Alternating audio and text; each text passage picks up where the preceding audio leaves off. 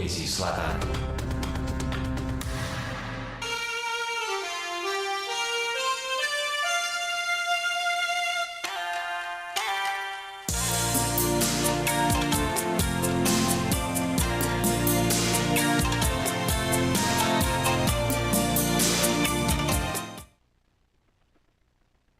Assalamualaikum warahmatullahi wabarakatuh, sahabat budaya dimanapun berada. Kita sekarang sudah di Depart 2 di Nusantara Siang, dan obrolan seni budaya hari ini akan membahas mengenai wayang potehi. Ini menjaga tradisi di era digital.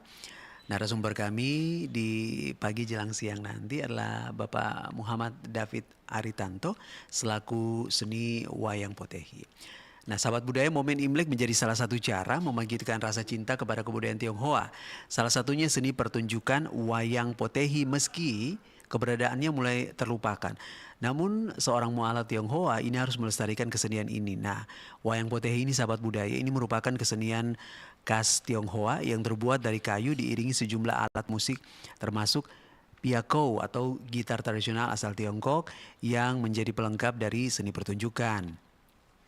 Wayang potehi sendiri ini sebenarnya adalah menggunakan pakaian khas kerajaan asal Tiongkok, di mana panggung wayang potehi ini masih dapat disaksikan langsung di rumah seorang budayawan peranakan Tionghoa yang juga merupakan mualaf bernama Bapak Muhammad David Aritanto yang berada di Kecamatan Palangga, Kabupaten Goa.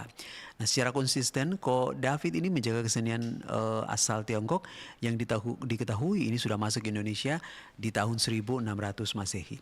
Nah, biasanya wayang potehi ini dimainkan 14 hari sebelum perayaan Imlek di kelenteng, namun seiring berjalannya waktu, wayang potehi ini mulai jarang sekali ditampilkan karena kurang diminati. Nah, sahabat budaya, narasumber kita di kesempatan siang hari ini merupakan warga Tionghoa sekaligus pengamat budaya dan juga pelaku seni budaya khususnya wayang potehi. Saya sapa dulu untuk beliau. Ada Bapak Muhammad David Aritanto selaku pelaku seni wayang potehi. Assalamualaikum warahmatullahi wabarakatuh. Waalaikumsalam warahmatullahi wabarakatuh. Iya. Bapak David Aritanto, sehat-sehat Ki? Ya, alhamdulillah. Iya. Nah, sahabat budaya, Pak, ini kita langsung mulai aja ya. Boleh. Iya. Iya. Nah, bagaimana sejarah wayang potehi di Indonesia, khususnya di Kota Manggassar? Nah, kemudian dari mana asalnya dan bagaimana wayang potehi ini akhirnya bisa berkembang, Pak? Iya. Tabe, saya perkenalkan diri, tertarik dengan seni. Saya memang bergerak di seni dan jurnalis, senang menulis, senang menyutradarai. Terus saya sendiri itu nenek buyut sudah ada di sekitar abad 13-14 yang kawin silang dengan orang-orang kerajaan di Sulawesi Selatan ini, turun temurun. Suku saya itu yang kerap disapa Baba. Oh, Baba. Jadi istilah Baba itu sendiri peranakan Bugis Makassar. Jadi waktu kecil saya diberi gelar nama Baba Baco. Oh, Baba Baco. Iya, itu berarti kombinasi ya. Saya memang kalau saya ulas tentang sejarah selalu saya mau cari tahu akarnya. Tujuan saya mengulas ini sebenarnya untuk meluruskan secara logika apa makna-makna positif yang terkandung di dalam sejarah itu. Jadi sejarah wayang potehi berawal di dinasti Tang.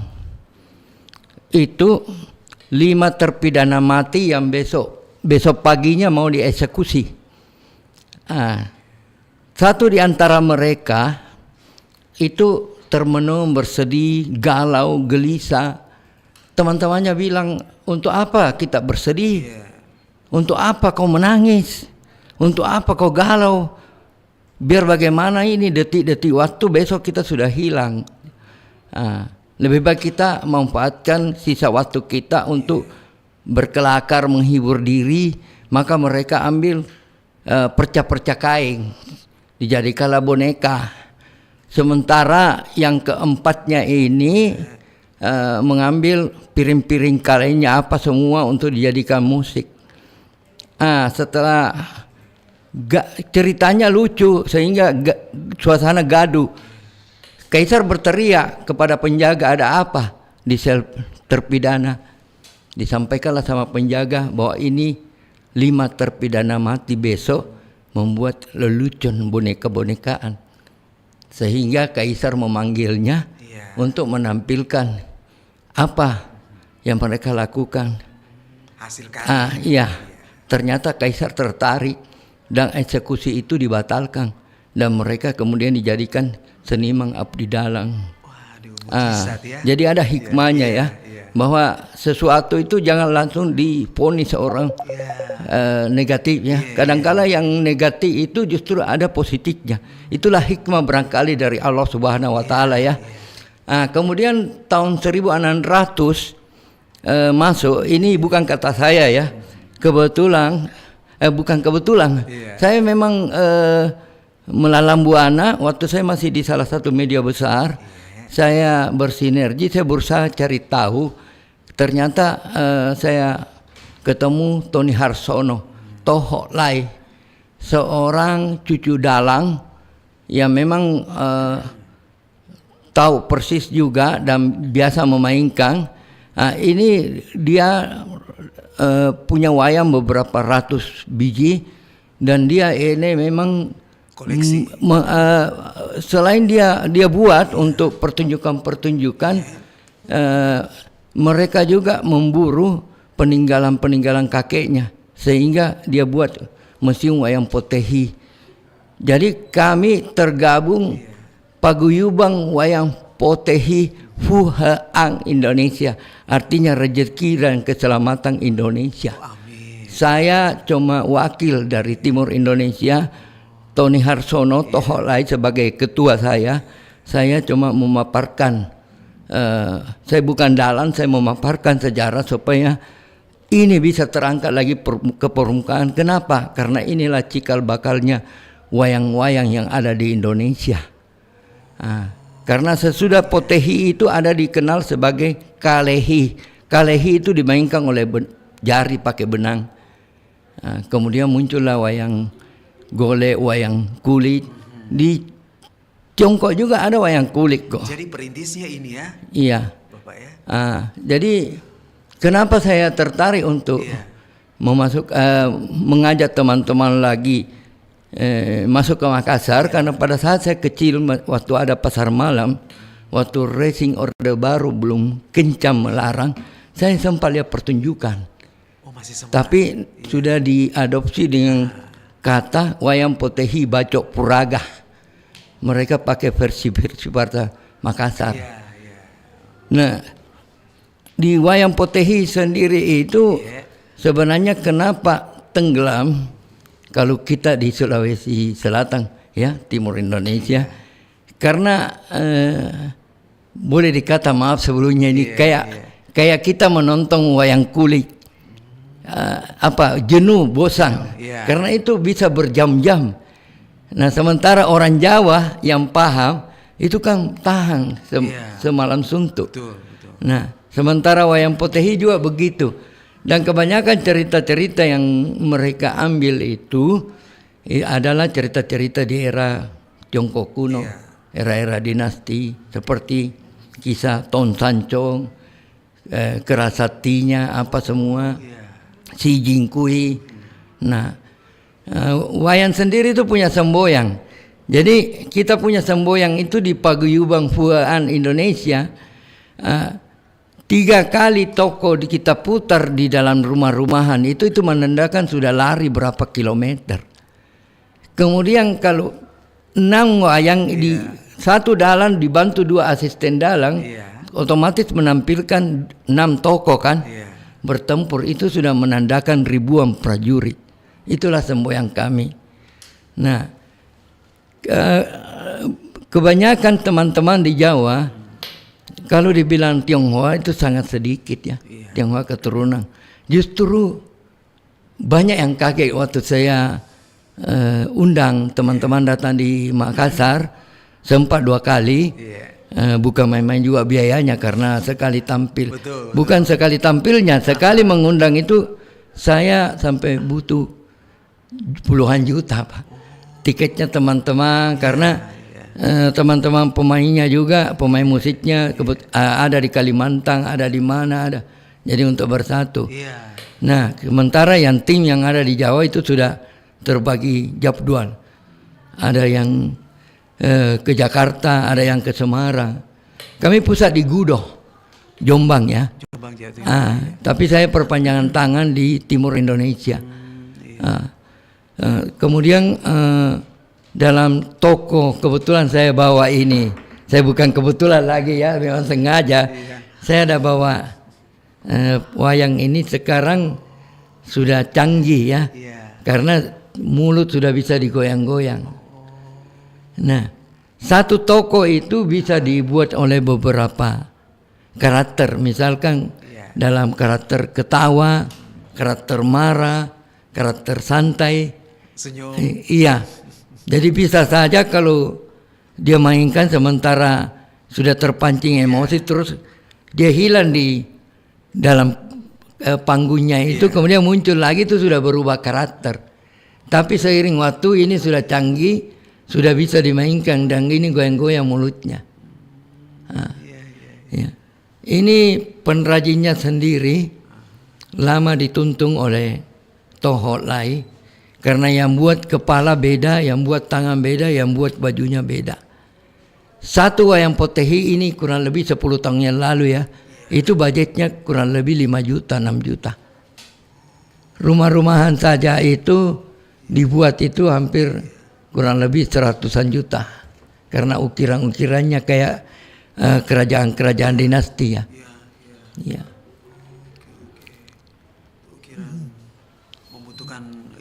Iya. Ketelitian begitu. Nah, karena satu kali, jadi saya satu kali pernah ada mall yang undang juga.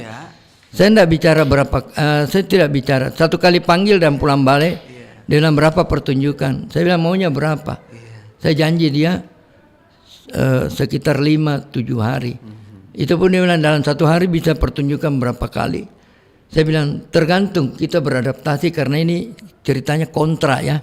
Cuma saya kasih tahu.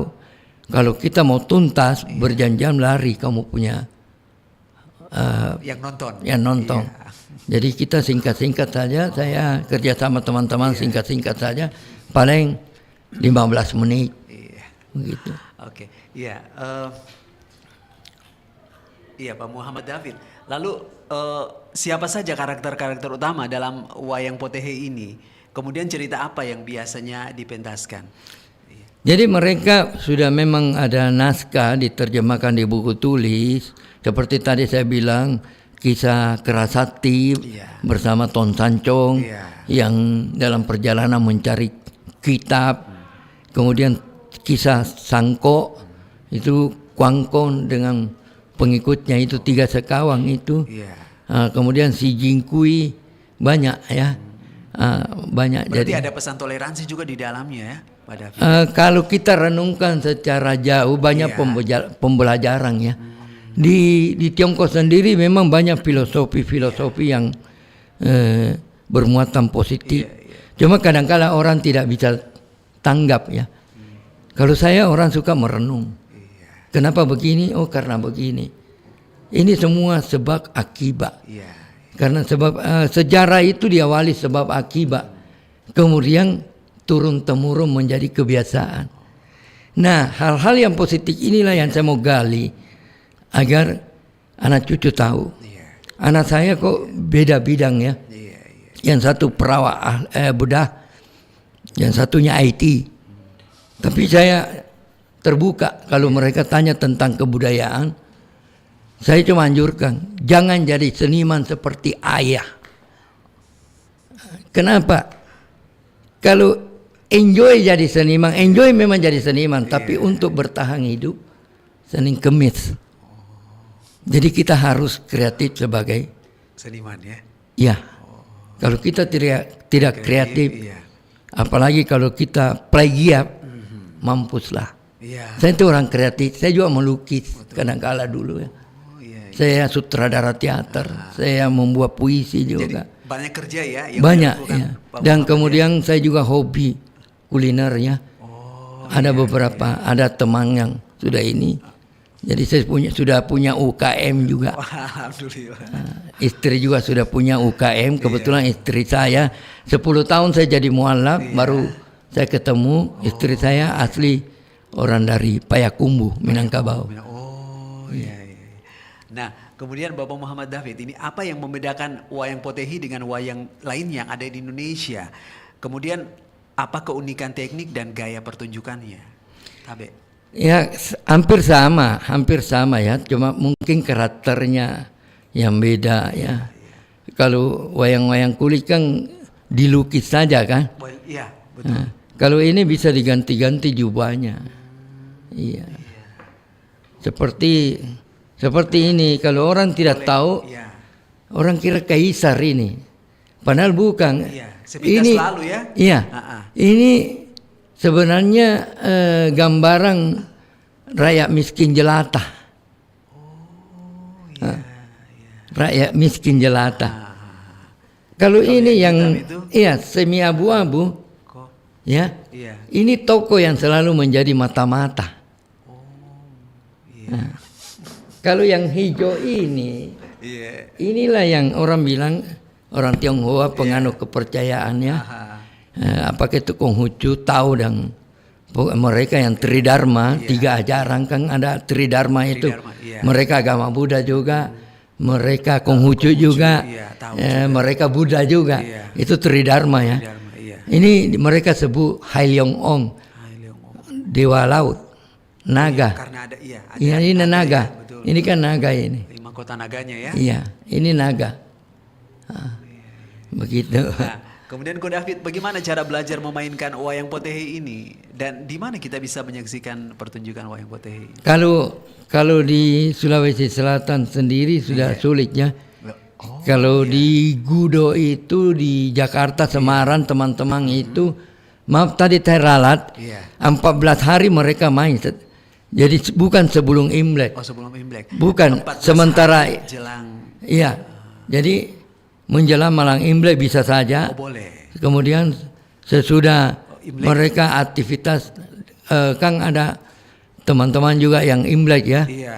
Mungkin sesudahnya itu berlangsung 14 hari sampai Cap Gome. Tapi dia bisa dimainkan kapan saja. Kapan saja. Cuma itu budgetnya besar. Besar ya? Iya, karena harus membawa puluhan hingga ratusan wayang. Karena satu toko itu bisa saja 5 wayangnya ya. Berarti ceritanya ini ya, maksudnya bersambung begitu, berseri atau bagaimana? Iya. Bisa bersambung kalau tahan semalam suntuk mungkin bisa tamat ya the end-nya. Iya. Ko David, nanti kita lanjut lagi ya. Kita jeda dulu sahabat budaya, jangan kemana-mana. Kita dengarkan dulu yang satu ini.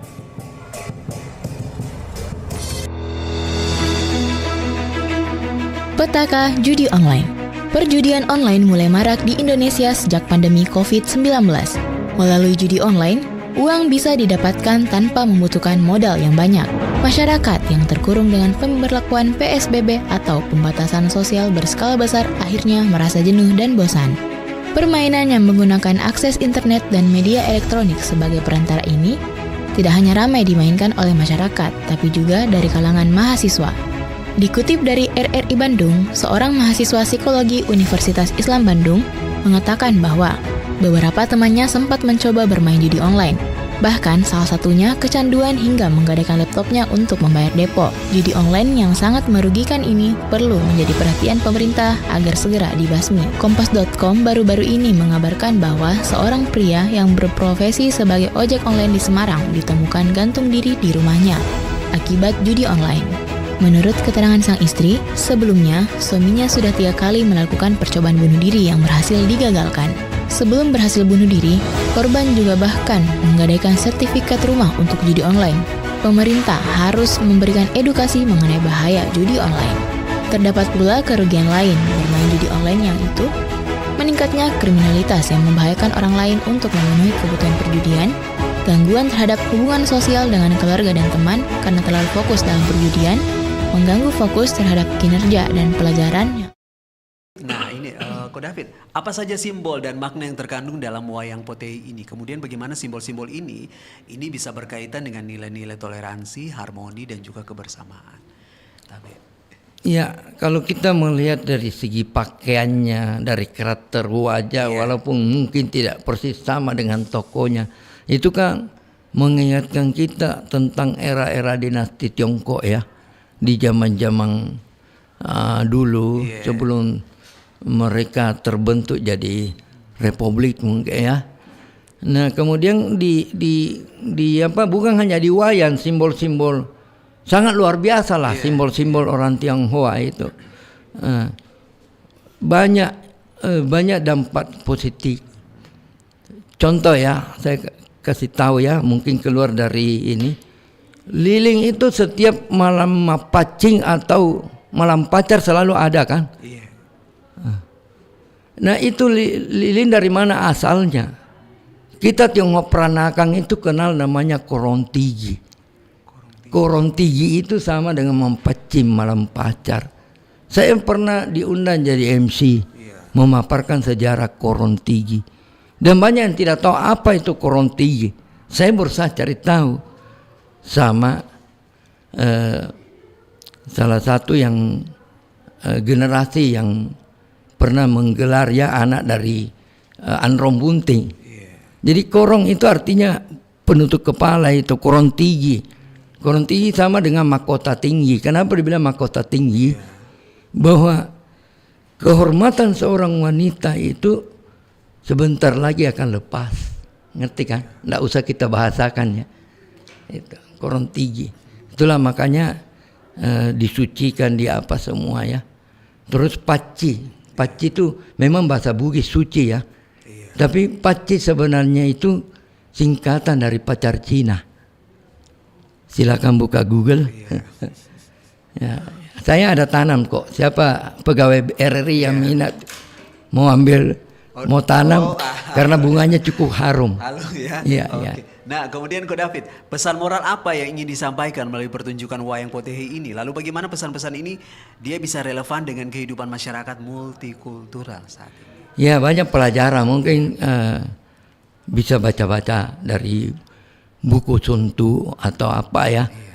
Nah, ada pertanyaan, pernah saya isi salah satu stasiun TV, itu kontak langsung ada yang bertanya dengan nada agak keras pada keturunan juga. Kenapa orang Cina bisa kaya-kaya itu, begini-begini? Mereka tidak tahu bahwa ada proses. Kadang-kadang orang menilai ketika orang sudah di atas langit atau di awan, dia tidak mau tahu. Minyak tawon sendiri 100 tahun yang lampau itu jalan kaki itu yang namanya Bolung. Pemiliknya itu. Itu Bolung disapa. Kenapa saya tahu? Karena bapak dari ibu saya sahabat dengan Tou Bolung. Selalu mampir di rumah ngobrol-ngobrol. Kakek saya itu juga penjual kacang keliling. Tou Bolung juga penjual minyak gosoknya, minyak gosok Bolung. Dan saya lah yang tulis sejarahnya di salah satu media besar. 3 hari berturut-turut dimuat di halaman 1 itu. Ketika dia dapat penghargaan Kala Award. Ya, karena dia dinilai home industry tertua yang berhasil eksis sampai sekarang. Generasi ketiga yang memang panggil saya jauh sebelumnya. Fit, minta nanti kamu yang tulis sejarahnya ya. Pada saat 100 tahun PT Tawon Jaya. Ya. Jadi saya memang lahir di jantung pecinan. Awalnya itu di Jalan Kelenteng, Nenek Buyut. Kemudian saya besar di depan Masjid Endeh. Yang orang bilang dulu pintu 2. Oh iya. Jadi saya tahu sejarah, kemudian memang keluarga besar dari mama bapak itu Peranakan Bugis Makassar. Jadi saya tahu bahwa kuliner ini asalnya ini termasuk coto. Lengkap ya Ko David ya. Iya. Nah, kemudian Ko David, bagaimana wayang potehi ini dapat menjadi media untuk menyebarkan pesan toleransi serta memperkuat kerukunan antar umat beragama? Ya, saya ada pikir memang mau mengembangkan bagaimana membawa ke cerita-cerita rakyat yang mudah dimengerti ya. Tapi saya juga takut menyalahi etika dari teman-teman bahwa kenapa harus karakter tokoh wayang ini yang dipakai. Maka saya ada pikirkan memang membuat satu karakter yang banyolan, cuma itu memerlukan biaya juga. Oh iya. Ya. Proses ya? Iya. Prosesnya. Kemudian Ko David, mengapa wayang potehi ini kurang diminati oleh generasi muda? Apa saja faktor-faktor yang menyebabkan sehingga kurangnya ya? Peradaban, perkembangan zaman, dan kita tidak bisa salahkan setiap perkembangan karena itu sudah ketentuan. Baik mungkin dalam Al-Quran dan sebagainya ya. Sudah ketentuan Allah Subhanahu wa Ta'ala memberi manusia akal untuk selalu berpikir, mengembangkan diri. Ya, kenapa sampai mereka lupakan? Karena membosankan ya. Dulu waktu saya kecil, pertunjukan bayangan jari saja yang dimainkan mirip binatang itu orang nonton. Iya. Nah, apalagi sekarang kalau ini mungkin anak kecil yang suka karena dia pikir hiburan ya. Iya. Lucu. Dan akhirnya sampai sekarang. Jadi ini cikal bakalnya juga unyil. Unyil kan pakai jari boneka, juga. Boneka susang. Banyak ya. Iya. Sampai seorang dalam itu mampu berbicara sampai dua irama. Tokoh yang berbeda 2 atau 3 irama. Apa bedanya dengan Susan? Ria Enes yang ngomong, yang nyanyi seolah-olah bonekanya, ini. Iya. Nah, kemudian bagaimana kondisi ekonomi akhirnya bisa mempengaruhi seni wayang potehi? Apakah ada dukungan yang cukup dari pemerintah atau pihak-pihak swasta? Nihil sekali. Pemerintah sendiri belum pernah mencoba menghubungi saya atau bagaimana. Sampai sekarang? Iya. Jadi sejak dulu itu 10 tahun yang lalu, kurang lebih 10 tahun yang lalu saya berjuang sendiri. Saya dibantu oleh media tempat saya bekerja dan beberapa dari perusahaan. Oke. Nah, kemudian bagaimana peran komunitas seni dan budaya untuk melestarikan wayang potehi ini? Apa ada program-program yang Ko David dan teman-teman sudah buat? Belum ada. Iya. Oke. Karena banyak teman-teman yang mau. Iya. Tapi saya bilang ini tidak gampang keluar. Oke. Apalagi ada yang mau pinjam rumah-rumahan di rumah wayang dia. Iya. Itu nggak gampang. Saya bilang ini kalau rusak ini barang ratusan. Ini kan cagar budaya ya, jadi harus betul-betul dijaga. Saya jaga karena apalagi yang di rumah saya itu umurnya sudah ratusan. Iya, karena memang saya bawa dari itu, kami bawa dari pusatnya itu.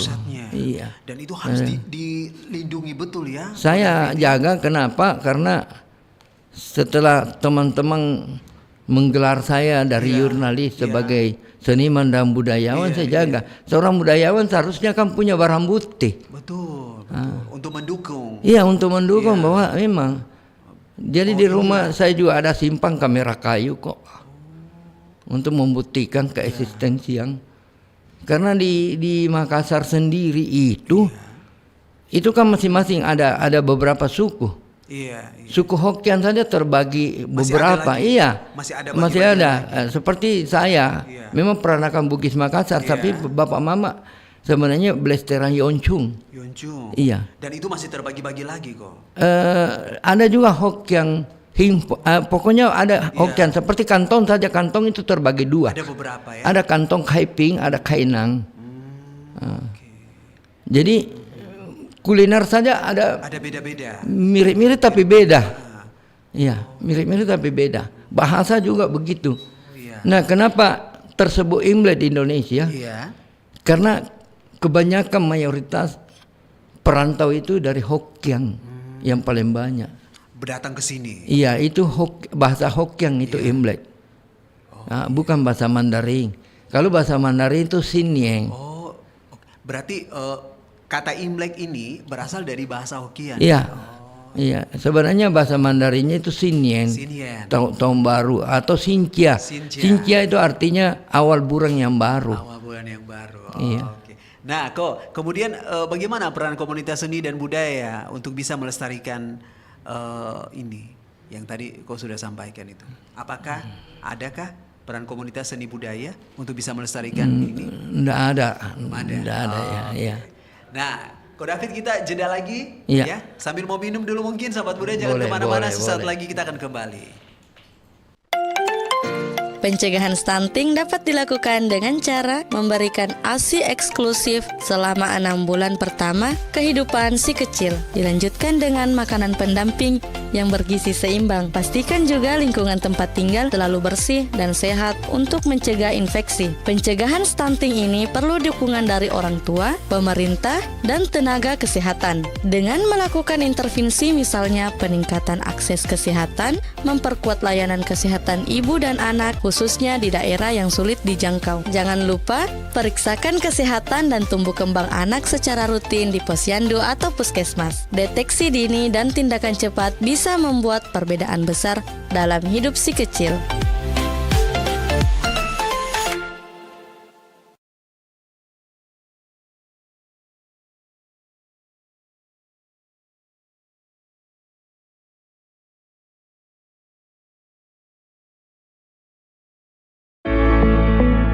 Disabilitas bukanlah batasan, melainkan sebuah perspektif. Kita seringkali menganggap seseorang dengan disabilitas sebagai berbeda, tetapi sebenarnya perbedaan itu justru dapat memperkaya kehidupan kita. Banyak inovasi teknologi dan metode pengajaran berasal dari kebutuhan khusus mereka yang hidup dengan disabilitas. Dengan mengadopsi pendekatan yang inklusif, misalnya anak-anak dengan disabilitas belajar bersama anak-anak non-disabilitas dalam lingkungan pendidikan yang sama. Kita tidak hanya memberikan kesempatan kepada mereka untuk berpartisipasi sepenuhnya, tetapi juga memperluas cara kita memahami dan menghargai keragaman. Di dunia yang semakin maju ini, penting bagi kita untuk membangun lingkungan yang mendukung, memastikan bahwa setiap individu memiliki kesempatan yang sama untuk berkembang dan berkontribusi.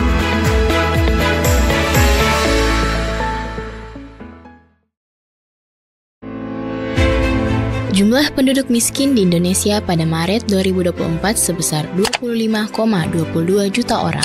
Hal ini disebabkan oleh beberapa kondisi, di antaranya pertumbuhan penduduk yang tinggi, pendidikan yang rendah, distribusi pendapatan tidak merata, bencana alam, hasil pembangunan tidak merata. Kemudian masih bersama Ko David, narasumber kita di siang ini. Ko David, kita lanjut lagi ya. Iya. Nah, bagaimana Ko David dan teman-teman melakukan inovasi dan adaptasi terhadap wayang potehi supaya tetap menarik bagi generasi muda tanpa menghilangkan nilai-nilai tradisionalnya? Sebenarnya saya sudah punya konsepnya. Oke. Cuma faktor pendanaan saja. Pendanaan saja. Ko, Tabe, dari tadi kan Ko sempat singgung mengenai pendanaan ya. Memang itu sangat besar sekali biayanya. Iya, kreativitas itu kan bisa tidak pakai dana tapi bisa juga pakai dana.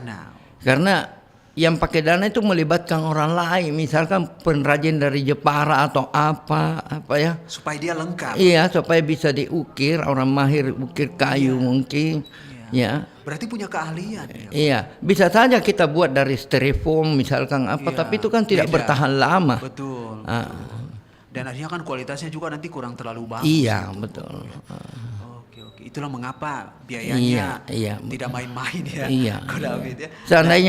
Seandainya biayanya tidak seberapa saya sudah lakukan itu. Iya. Oke. Cuman karena memang biaya yang memang tidak sedikit ya. Iya. Jadi apalagi juga persiapannya juga harus betul-betul matang. Iya. David ya. Apalagi apresiasi seni kita di wilayah timur Indonesia itu kan masih sangat minim ya.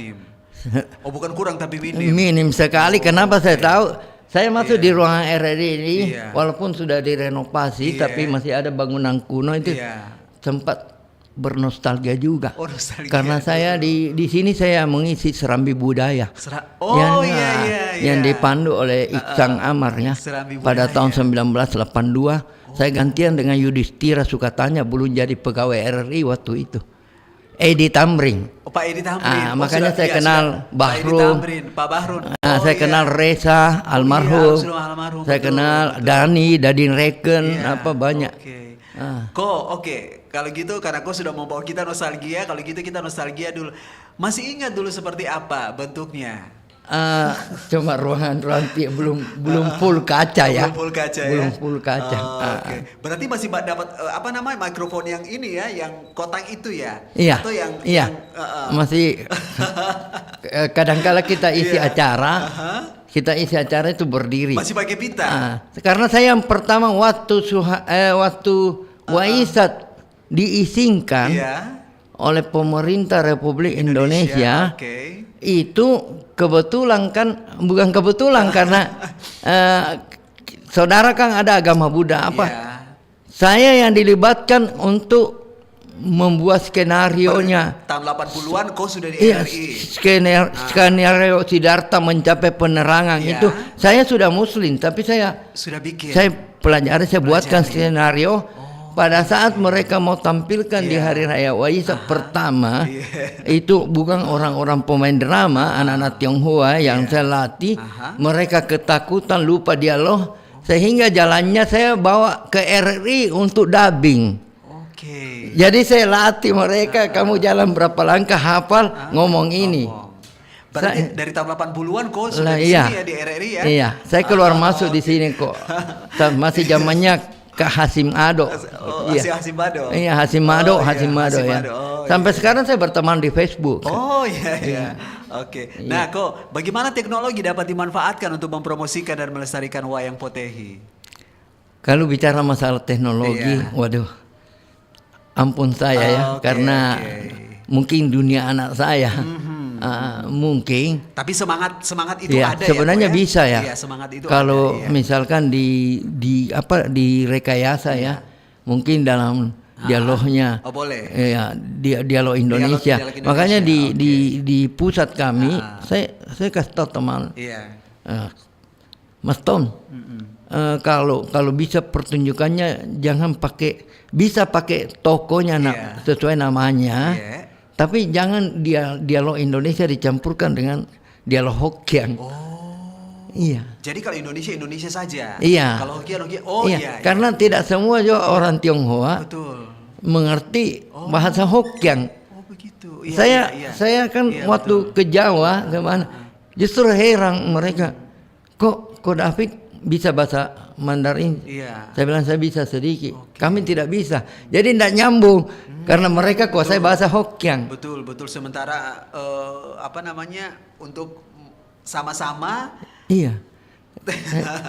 Susah. Betul. Coba mungkin sama dengan orang Toraja ketemu dengan orang orang daerah Selayar kah atau mana kan? Ada. Betul. Iya. Nah, kemudian bagaimana peran pemerintah dan media dalam mendukung upaya supaya revitalisasi wayang potehi ini? Kalau media ya lumayan, tapi mereka kan pemburu berita ketika nuansa suasananya seperti sekarang Imlek Tapi kalau peran pemerintah, jujur saya belum pernah dipanggil, pernah diskusi apa. Tapi berdoa saja semoga lewat RRI Pro 4 kita muncul di YouTube, di Facebook. Amin. Pemerintah akhirnya bisa ternyata ada tahu. Karena saya tujuan saya bukan mencari popularitas, tapi tujuan saya untuk mencerdaskan. Memperkenalkan juga. Memperkenalkan. Ini ternyata kita punya budaya, cagar budaya yang ternyata bagus juga yang harus kita lestarikan gitu ya. Banyak. Seperti saja Sulapa itu peninggalan. Itu ada peninggalan dan saya pernah diundang budayawannya ketemu. Berarti di rumah semua memang tersimpan dengan rapi. Saya belum tata karena rumah tidak memungkinkan. Iya. Tapi tetap dijaga ya. Tetap dijaga, iya. Berarti ada yang sampai sudah puluhan tahun usianya? Ada. Saya koleksi foto tempo dulu saja kurang lebih 200. Yang dulu yang masih dikipas-kipas itu. Foto-foto tempo dulu, walaupun reproduksi ya, tapi untuk mengingatkan betul, kita. ada bukti. Nah, kok apa harapan? Ada harapan khusus kah? Akan masa depan wayang potehi di Makassar dan juga di Indonesia. Harapan tak khusus? Ya, bukan hanya wayang potehi barangkali ya. Tapi pesan saya selalulah melihat positif ke belakang. Karena kita melihat ke belakang belum tentu jalan ke belakang. Tapi di belakang itu banyak sejarah-sejarah positif yang harus menjadi acuan kita untuk lebih bagus melangkah ya. Iya. Oke. Nah, kemudian apa yang bisa kita lakukan kok untuk apa yang bisa kita lakukan supaya mendukung pelestarian wayang potehi ini? Kalau saya maunya ada agenda. Ada agenda memang, jangan sedikit pesta budaya itu memang pemerintah dukung, tapi maksudnya saya budgetnya itu jangan 50% atau 60% dari kalangan pengusaha atau bagaimana ya. Memang kalau memang kita mau lihat pelukis saja sekarang susah jalan, iya kan? Susah menjual lukisannya. Kenapa? Ya karena itu animo masyarakat terhadap itu. Kemudian mereka hanya dipakai dalam rangka pameran apa, ya kan? Hanya simbol-simbol. Harusnya mereka disupport. Seharusnya tuntas. Tuntas dalam kebudayaan kita. Karena itu budaya juga kok. Dari situlah juga sampai terkikisnya dan nyaris sirna kearifan lokal. Iya, sejarah identik dengan kearifan lokal kan. Coba lihat sekarang. Tidak bisa dipisahkan. Anak-anak ketika kita berhadapan terus dia lewat mau menunduk lagi. Tabe. Enggak. Sudah tidak ada. Iya, karena kita dulu dibesarkan pada saat orang tua minum kopi atau apa itu kita dinasihati, kita bertanya, kita jadi. Makanya tabe saya keluar sedikit waktu COVID. Saya itu ketawa pada saat orang diajar cuci tangan apa. Kami sudah diajar. Habis buang air besar, cebok, pakai sabun, habis main kotor, kami sudah diajar. Dari dulu. Iya. Jam belajar, jam main sudah terulang. Iya. Karena sekarang pas Covid kaget. Semua baru belajar cuci tangan.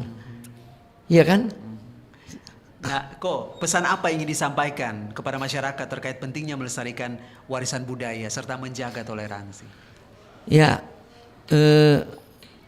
dari berbagai sejarah masa lampau itu adalah suatu pembelajaran. Banyak hikmah yang bisa kita peroleh. Melihat manusianya, jangan melihat agamanya. Karena saya ambil dasar yin dan yang. Dalam titik yang dalam lingkaran putih pasti ada bintik hitam. Jadi semalaikat-malaikatnya orang pasti ada kejahatannya juga. Begitu juga yang dalam lingkaran hitam itu ada titik putih. Sejahat-jahatnya orang pasti ada juga kebaikannya. Nah inilah yang harus kita ini toleransi beragama itu jangan hanya sebatas kata-kata dan keringat ya. Memang jangan diganggu orang. Kalau saya Muslim, saya menyadari bahwa agama saya itu keyakinan saya adalah tauhid. Ya, saya lahir, saya kembali karena Allah. Amin. Bukan berarti saya harus campuri keyakinan orang.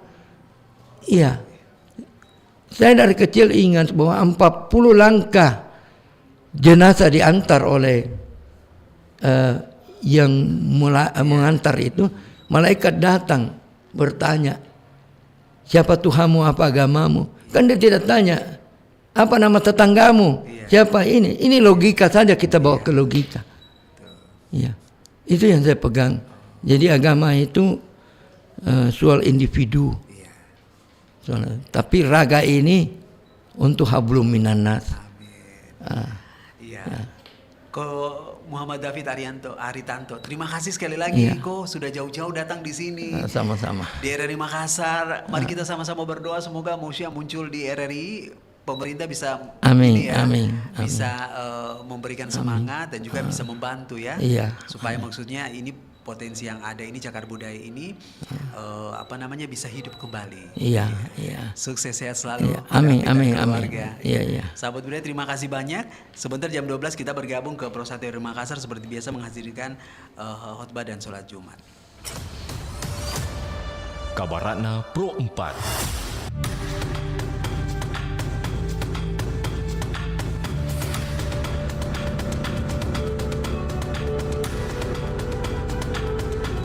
Sahabat budaya, bakara goreng adalah istilah khas Makassar untuk makanan yang berbahan dasar sukun, buah sukun